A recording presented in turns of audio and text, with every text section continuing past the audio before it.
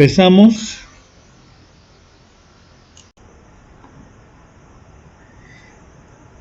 Y vamos a tocar este tema donde vamos a ver el nivel de criterio que podemos nosotros tener, o el mismo criterio que tenemos mejorarlo a través de este tema que se llama realidad.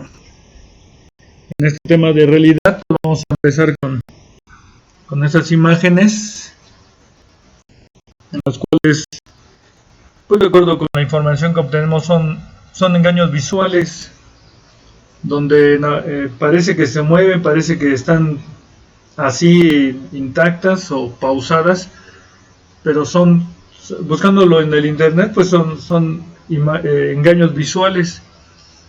Otro engaño visual sería el del famoso elefante, donde lo más práctico, lo más lógico es que un elefante tenga 4 patas, pero aquí el artista que está haciendo este dibujo nos confunde porque vemos más de 4 patas. Si las cuentan pueden ser 6, 8 patas, alguien dijo 9 patas, entonces eso no es real, sale fuera de la realidad. Vemos aquí esta otra imagen donde me dirán si se mueve o no se mueve. Parece que sí se mueve. Son efectos que de acuerdo con esto le llaman, repetimos, engaños visuales. Vamos a ver otro de ellos donde parece ser que el centro es el que nos está confundiendo, porque parece que nos está jalando, nos está llamando la atención el centro, con movimientos hacia el exterior. Entonces insistimos, son engaños visuales, no es real. Otra imagen al respecto es esta, donde, si se dan cuenta, esta efectivamente no se está moviendo, pero como ya traemos la ilusión de las otras imágenes, parece que sí. Pero quédense viendo bien claro a esta imagen, y simplemente es una imagen que está fija, pero nos da la apariencia de que se mueve. Eso es irreal. Aquí vamos a ver a un personaje que quiso ver la realidad porque siente que no está bien lo que está viendo, pero en este juego de imagen, en esto que le llaman Photoshop, lo interesante es que quiere ver más allá y termina viendo lo mismo. Si se dan cuenta, es curiosa esta imagen. Una imagen muy bien hecha, parece como una cortina. Ojalá nosotros pudiéramos hacer esto para verlo realidad, pero vamos a ver que no es así. Requiere de más cosas para poder efectivamente mirar lo que es real. Vamos a ver la palabra de nuestro Dios nos habla también de cosas que en el hombre parece que son reales, pero terminan siendo algo que él quisiera que fueran así, pero no, cambia su realidad. Ejemplo, en este texto de Isaías 29, versículo 8, vamos a preguntarnos cuál es la realidad de los siguientes casos, y una de ellas es esta que estamos mencionando, la cual nos dice: y será como el que tiene hambre y sueña, y parece que come, mas cuando despierta su alma está vacía, o como el que tiene sed y sueña, y parece que bebe, mas cuando se despierta, hállase cansado y su alma sedienta. Así será la multitud de todas las gentes que pelearán contra el monte de Sión. Entonces aquí nos está hablando de una confusión en la cual cae la gente, que es muy semejante a aquel que en su sueño parece que come, pero realmente su estómago está vacío. Por eso nos atrevimos a poner esta carita de este perrito, como que al final aquel que sueña que tiene hambre y que comió, ya cuando ve la realidad ve que no es así. Ese fue un caso. Vamos a ver otro caso, pero ahora en Isaías 44:12. Es otro ejemplo de vivir en otro concepto. En otro concepto, digamos que es una Es una imaginación en la cual vive mucha gente. Pero quien nos lo hace ver así es cuando conocemos la palabra de nuestro Dios. Entonces en este texto de Isaías 44:12 lo vamos a ver en etapas. Y vamos a ver cómo el mismo texto termina diciéndonos la realidad de este hombre. Empieza con un herrero. Dice: el herrero tomará la tenaza, obrará en las ascuas, darále forma con los martillos y trabajará en ella con la fuerza de su brazo. Tiene luego hambre y le faltan las fuerzas, no beberá, y luego tiene hambre y le faltarán las fuerzas y se desmaya. En el versículo 13 dice: el carpintero tiende la regla, señala aquella con almagre, lábrala con los cepillos, dale figura con el compás, hácela en forma de varón, a semejanza de hombre hermoso, para estar en casa. Entonces, aquí no está hablando de ese hombre que es artífice y que con sus propias manos él está trabajando algo, a lo cual él va a terminar llamándole Dios. Dice el versículo 14: cortaráse cedros y tomará encina y alcornoque, y entre los árboles del bosque se esforzará, plantará pino que se críe con la lluvia. Versículo 15 nos dice: de él se servirá luego el hombre para quemar, y tomará de ello para calentarse. Encenderá también el horno y cocerá panes. Hará además un dios y lo adorará. Fabricará un ídolo y arrodillaráse delante de él. Entonces nos está haciendo mención de un proceso productivo que viene de un herrero, luego de un carpintero, pero que en esencia vienen haciendo lo mismo. Sigue diciendo el versículo 16: parte del leño quemará en el fuego, con parte de él comerá carne, aderezará asado, y se saciará, después se calentará y dirá: oh, heme calentado, he visto el fuego. Entonces ahí, pues, hasta ahí todo va real para él. Y dice: y torna su sobrante en un dios, en su escultura humillaráse delante de ella, adórala y ruégale diciendo: líbrame, que mi Dios eres tú. Entonces ahí vemos que aquel que está haciendo esas imágenes, en un momento las cosas son reales para él porque se calienta y se alimenta, pero llega un momento donde al mismo pedacito de madera con la cual hizo un dios, ahí entra en una etapa de irrealidad. Vemos el versículo 18 porque desde ahí nos va explicando el texto lo complicado de ver la vida así. Dice: no supieron ni entendieron, porque encostrados están sus ojos para no ver y su corazón para no entender. Entonces el texto es claro y dice que todo lo anterior pues es motivo de una falta de entendimiento. Versículo 19 es más contundente y dice: no discurre para consigo, no tiene sentido ni entendimiento para decir: parte de esto quemé en el fuego, y sobre sus brasas cocí pan, hacé carne y comíla. He de tornar en una abominación lo restante de ello, delante de un tronco de árbol tengo que humillarme. Entonces aquí el mismo profeta Isaías está siendo crítico con lo que normalmente le está viendo que incurre la gente, y termina diciendo en el versículo 20: de ceniza se apacienta, su corazón engañado le desvía, para que no libre su alma ni diga: no hay una mentira a mi mano derecha. Por consiguiente, aquí que estamos viendo pues otro ejemplo de algo que no es real. No es real desde el punto de vista cuando uno conoce las cosas de Dios. Para esa persona es irreal porque se está humillando, él no se está dando cuenta que está haciendo un ídolo al cual él está llamando Dios, pero realmente no es un Dios, porque fue hechura de un hombre. Entonces, cuando vemos nosotros esto, pues nosotros mismos tenemos que preguntarnos: ¿cuál es tu realidad? ¿Sabemos cuál es nuestra realidad?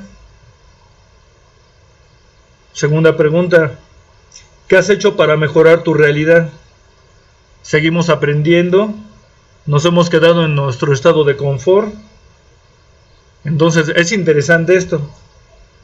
Hay muchos que piensan que por la edad ya no hay nada que mejorar, pero por eso preguntamos en la tercera, ¿crees que tu realidad ya no puede mejorar? ¿Pensamos eso? Entonces vamos a avanzar en este tema considerando lo que llamamos premisas. Vamos a establecer dos premisas para ubicarnos en estas preguntas que estamos haciendo. Y como premisa número 1, vamos a citar el texto de Santiago 1:17.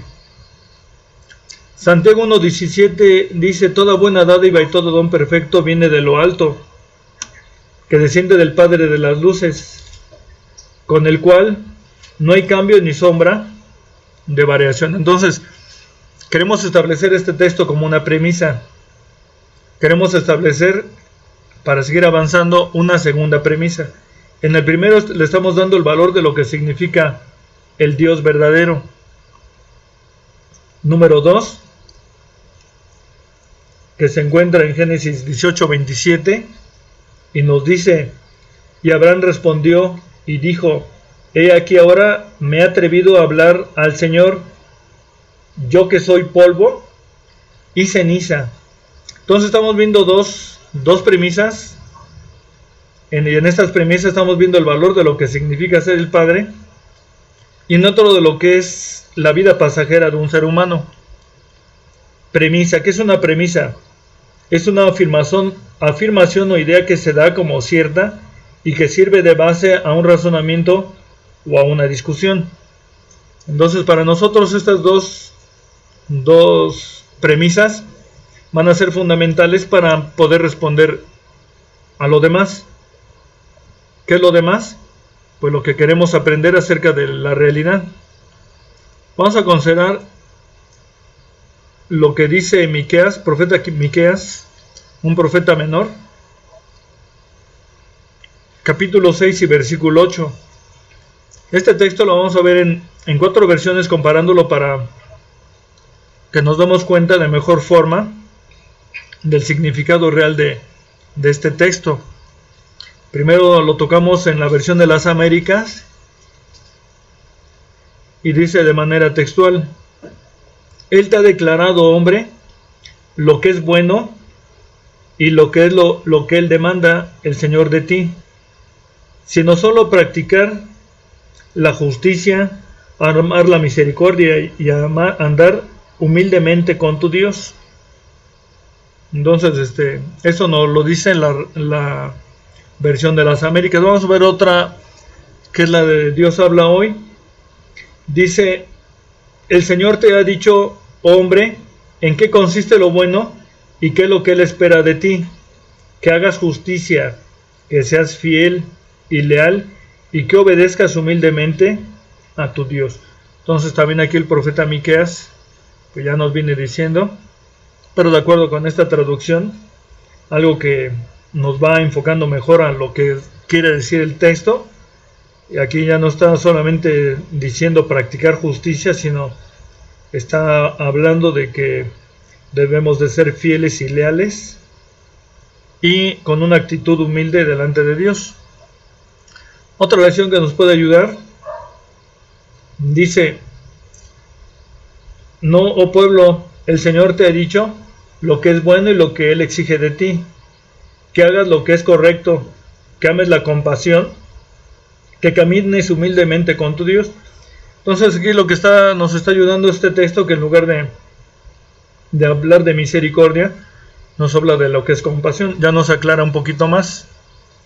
Y la nueva versión internacional dice: ya se te ha declarado lo que es bueno, ya se te ha dicho lo que de ti espera el Señor, practicar la justicia, amar la misericordia y humillarte ante tu Dios.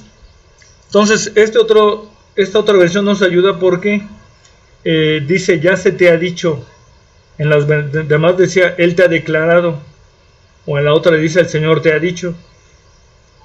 Debemos entender esto, que lo ha dicho de acuerdo pues con lo que nos habló primeramente en el Pentateuco nuestro Dios a través de Moisés, a través de los patriarcas, cómo debemos actuar para poder practicar lo que quiere nuestro Dios, que es la justicia. Entonces remarcamos esas partes que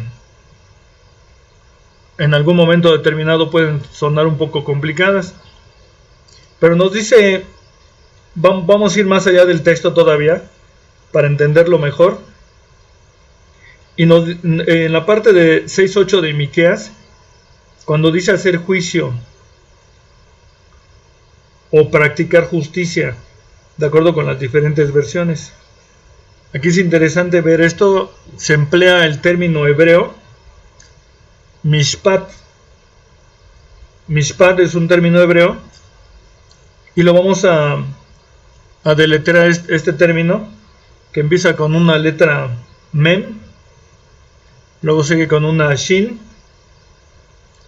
luego con una p, y finalmente con una tet. Es una palabra de 4 letras consonantes, también le llamamos tetragramatón. Esta palabra tiene varias acepciones y por eso los traductores toman, de acuerdo a lo que ellos nos quieren dar a entender, las diferentes acepciones, y una de ellas es juicio, es justicia, ordenanza, tribunal, derecho. Son cinco palabras, las acepciones de Mishpat, y cuando el traductor ve eso, pues de acuerdo al criterio que él tiene lo va a manejar así. Muy bien, entonces estamos viendo hasta aquí cómo lo que es hacer el juicio requiere de esos significados para poderlo entender mejor. Pero claro está que para poder manejar bien estos términos necesitamos lo que vamos a mencionar enseguida, y es lo que llamamos conciencia. Conciencia lo estamos viendo aquí, que se puede presentar de acuerdo con el texto bíblico, conciencia y conciencia. ¿Hay diferencia? ¿Ya lo observaron? Una es con SC y la otra es con solamente una C. ¿Es lo mismo? Pues de acuerdo con lo que vamos a ver son diferentes. ¿Tienen relación? Sí. Entonces la primera es conciencia con SC. En griego es nous. Es nous. Ahí están las letras griegas. Y lo podemos constatar en el diccionario BIN con el número Strong G3563. Y dice que conciencia con SC se refiere y dice es la capacidad del ser humano para percibir la realidad y reconocerse en ella. Es decir, tengo que ver yo dónde estoy parado, qué significo, cuáles son mis alcances, hasta dónde puedo llegar. Y cuando reconozco todo eso, pues será conciencia con SC. Textos de apoyo para poder sostener esto que decimos: Lucas 24:45, Romanos 12:2, Filipenses 4:7. ¿Sí? Eso los podemos ver, y vamos a ver ahí que se habla del reconocimiento de uno mismo como parte de la naturaleza. La otra palabra que es conciencia con C, que aparece con el número G4893, y ahí están las letras griegas, dice que conciencia con una sola C es el conocimiento moral de lo que está bien y de lo que está mal. Contextos de apoyo: Juan 8:9, Hechos 23:1, Romanos 9:1. ¿Sí? Muy bien. Son dos palabras que se escriben de modo distinto.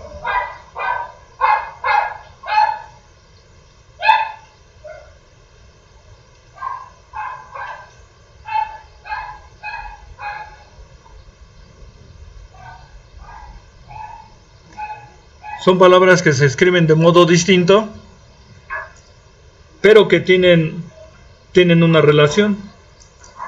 Vamos a empalmar las ideas, porque existe una tercera palabra para esto,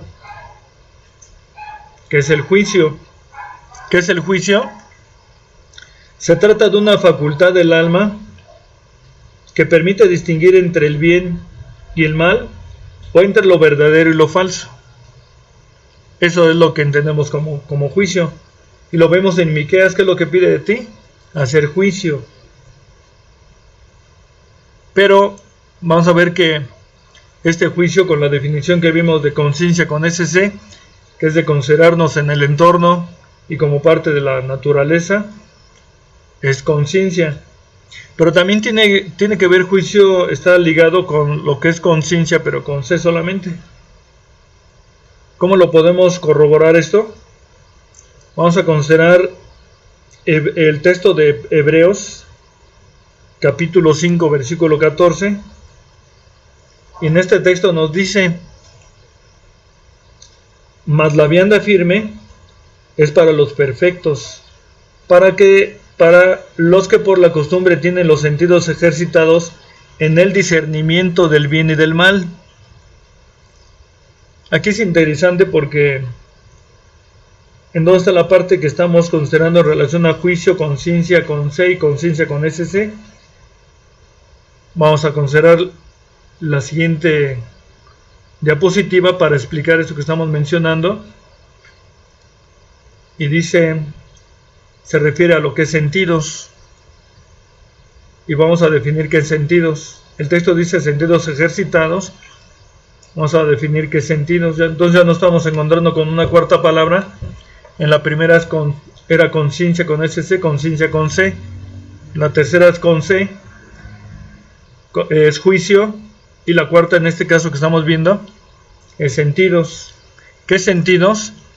Que viene del griego aisteterion. Ahí está la parte griega. Es el G145 del diccionario BIN. Y nos dice, es la capacidad de hacer decisiones morales. Entonces, cuando alguien ya tiene capacidad de hacer decisiones morales, dice el texto que el hombre es malo desde su juventud. Cuando el hombre es niño todavía, pues va a actuar conforme a la repetición de lo aprendido de los padres. Pero ya cuando supera la etapa de niño, pues ya empieza a entrar a una etapa donde él va forjándose un criterio, y si a ese niño le damos elementos para poder discernir correctamente, seguramente se va a inclinar a lo que es bueno. Dice también en la capacidad de comprender. También es facultad de distinguir lo verdadero, la verdadera naturaleza de algo. Y es la facultad de percepción. Entonces, cuando yo veo mi entorno y reconozco dónde estoy, dónde piso, cuál es mi naturaleza, entonces ya estoy hablando de una percepción, de una capacidad donde mi criterio lo voy enriqueciendo y puedo dar firmeza a mis decisiones. Por consiguiente, vamos a ver aquí un ejemplo. Y decimos, qué complicado cuando dices, hay veces que afirmamos una cosa y nos amarramos ahí, no queremos que nadie nos diga nada porque creemos que es cierto. Pero vamos a ver un ejemplo. Y dice, qué complicado es cuando dices esto es rojo y lo vemos así. Efectivamente, para nosotros es rojo. Pero resulta que todos los demás nos dicen que es verde, o green. Entonces, aquí pueden pasar dos cosas. Por eso decimos tu realidad, una opción A, o bien te están jugando una broma o tendrás que ir al médico. Ya ven que hay gente que no sabe distinguir entre los colores de los semáforos, y pues es por el problema del daltonismo. Entonces ahí ya es una cosa pues que puede superar a aquella persona, pero con otros elementos que el médico le va a decir. Pero como quiera, este ejemplo que estamos superando, dice aquí, el ejemplo anterior no repercute en lo moral de la persona. Pues no, es un defecto físico, es un defecto congénito, ni a quién echarle la culpa, porque así será y punto y aparte. No nos vamos a meter en detalles ahí, pero aquí está lo delicado. Pero ¿qué ocurre cuando los demás te dicen que es correcto o no es correcto lo que tú haces? Y también ahí nos afirmamos. O cuando vamos conociendo las cosas y no, es que esto ya lo conocí desde antes, nunca lo voy a abandonar. Entonces por eso decimos, en plan de pregunta, ¿cuál es tu realidad? Todos me dicen que estoy mal, pero ¿cuál es tu realidad? Entonces cuando alguien me plantea esto, preguntamos, ¿activas tu conciencia? Aquí está, acuérdense, hablando de conciencia con C, cuando es la distinción o capacidad de discernir entre lo bueno y lo malo. Entonces, ¿activas tu conciencia o simplemente le das pausa? En el texto dice tienen cauterizada la conciencia, pero aquí le vamos a poner que está en términos actuales, le pones pausa. Vamos a ver, cuando alguien me está insistiendo que estoy mal, voy a entrar a otro término muy importante. Vamos a partir de un texto. Y esta palabra que vamos a ver aquí con las letras griegas, para corroborar pues cada letra del griego, donde identificamos que la primera es un alfa, luego es una delta, una eta, una lambda, una omicron, una tau, estaba repetida una eta y al final una sigma. Y esta palabra es adelotes. ¿Por qué la citamos? Porque esta palabra significa incertidumbre. Todos me dicen que estoy mal, yo digo que estoy bien, y parece que la persona queda tranquila, pero no, va a quedar en un estado de incertidumbre. Esta palabra se cita en el texto de 1 Timoteo 6:17, el cual en su primera parte dice: a los ricos de este siglo manda que no sean altivos, ni pongan la esperanza en la incertidumbre de las riquezas, sino en el Dios vivo, que nos da todas las cosas en abundancia de que gocemos.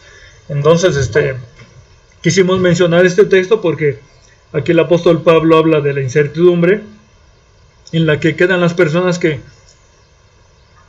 para ellos parece ser que su Dios no es el Dios que conocemos, sino es el Dios que llaman ellos dinero. Entonces, pues caen en la incertidumbre, más cuando los conflictos mundiales son muy fuertes y empiezan a perder valor lo que ellos han ahorrado y caen en la incertidumbre.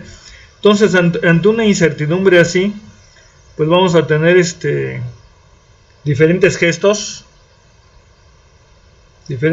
que se dibujan. Por ejemplo, este es como de asombro. Puede que sí sea cierto. Ya me enojé, ya me molesté porque no me están saliendo las cosas bien. Pero también a la vez me da preocupación. Y vienen las interrogantes. Y dice, ¿cómo hacerle saber para si tengo la razón? ¿Cómo hacerle? ¿Cuál es el mejor elemento si todos me están bombardeando diciéndome que estoy mal? ¿A quién voy a consultar para que me saque del aprieto? Lo mejor, consideramos que lo más clarito es, pues claro, podemos consultar el manual. ¿Es verdad el manual? Claro que el manual. ¿Cuál manual? ¿Sabemos cuál es el manual? ¿A qué me estoy refiriendo? Entonces, en esta secuencia de diapositivas, por supuesto que el manual son las Sagradas Escrituras. Ellas son el manual de la vida.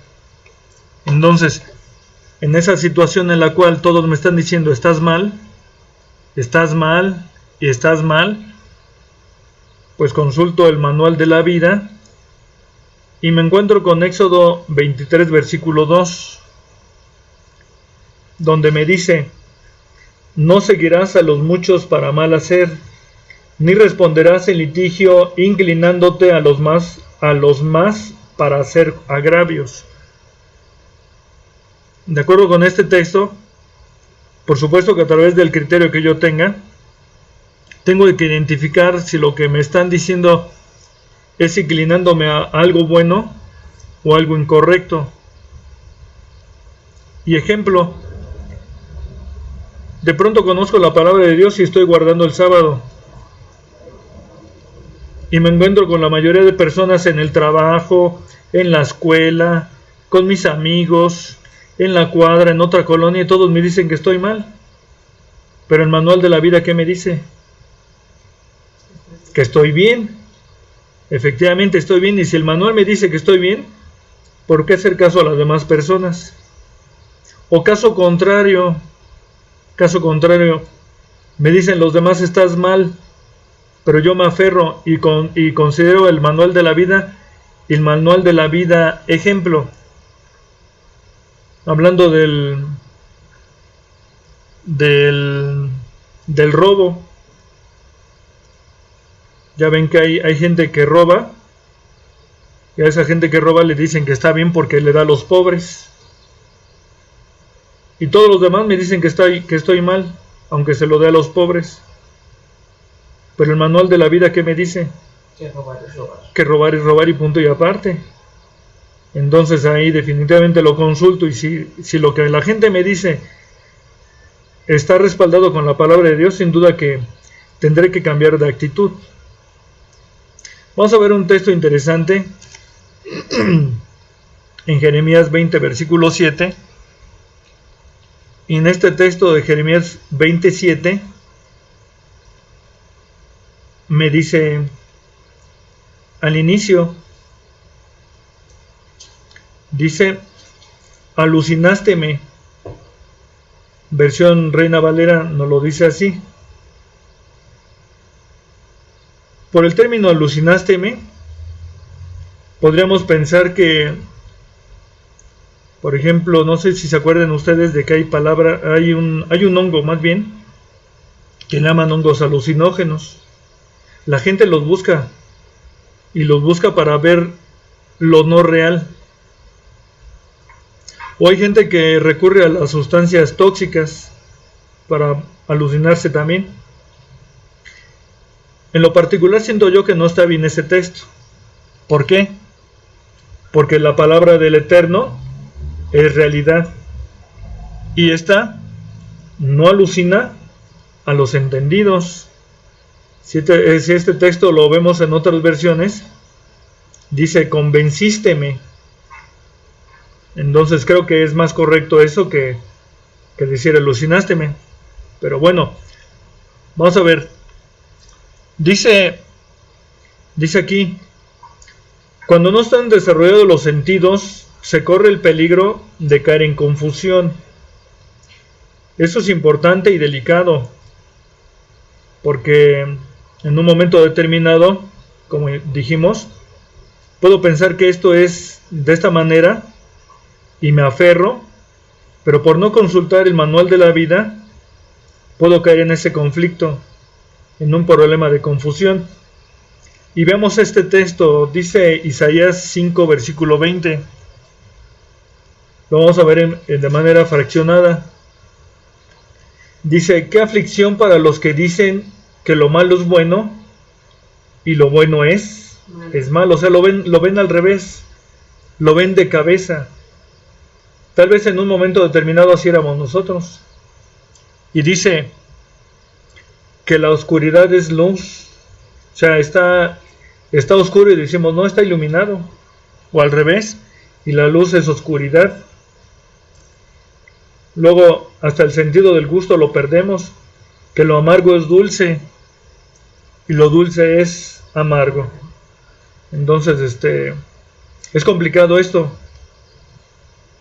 porque en otras versiones, como la Reina Valera, dice, ay de los que a lo bueno dicen malo.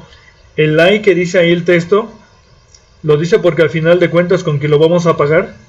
Pues es con el Eterno.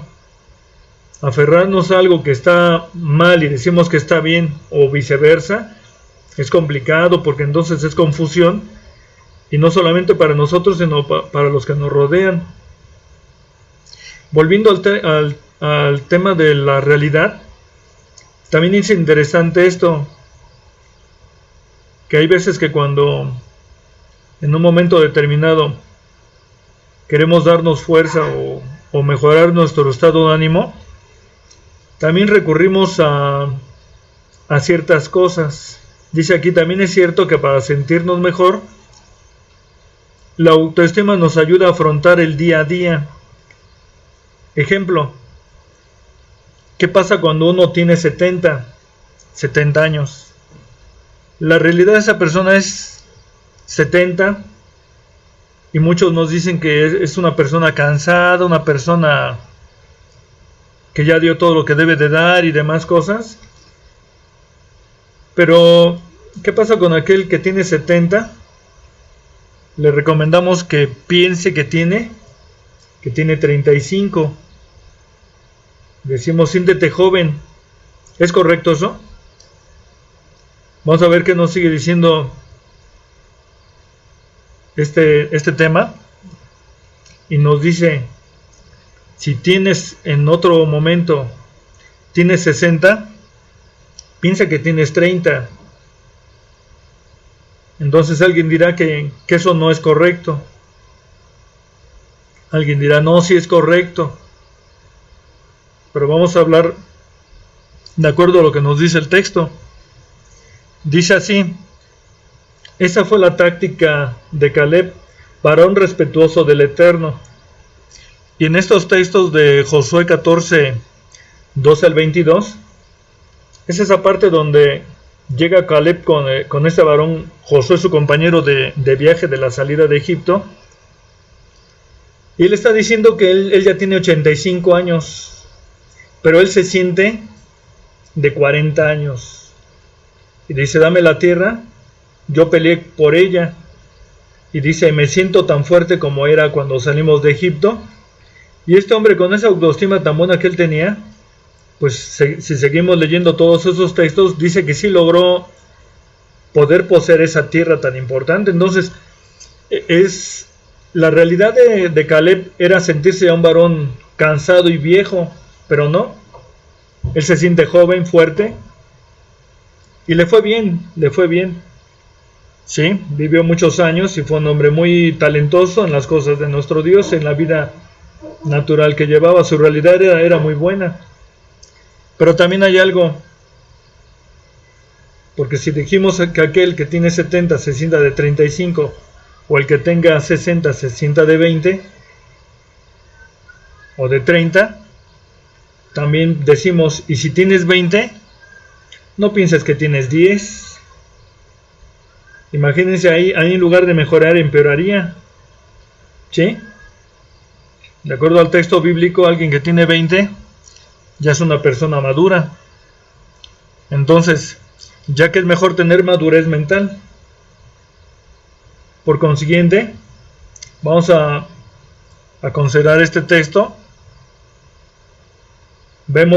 Hay que ver nuestra realidad, pero siempre con la finalidad de mejorar, para dar el buen ejemplo a los demás, como le dijera el apóstol Pablo a Timoteo, más ese ejemplo de los fieles.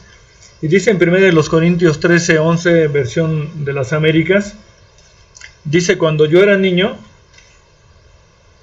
hablaba como niño, pensaba como niño y razonaba como niño. Esto cualquiera no lo puede decir. Un niño es travieso, es latoso, es caprichoso, y tal vez su pensamiento, digamos, pues es propio de un niño. Pero cuando alguien ya es grande, ¿qué debe de pasar en él? Dice aquí: pero cuando ya llegué a ser hombre. Aquí es interesante, porque hombre en griego viene del término antropos, y antropos se refiere tanto a hombres como a mujeres. Entonces, cuando ya llegué a ser hombre o cuando ya llegué a ser mujer, dejé las cosas de niño. Entonces, con este tema creemos que nos puede ayudar un poquito a mejorar nuestra realidad, a tener optimismo, a no caer en depresión, a confiar en nuestro Dios, y pues esperemos que nos ayude para mejorar nuestros conceptos y principalmente nuestro criterio.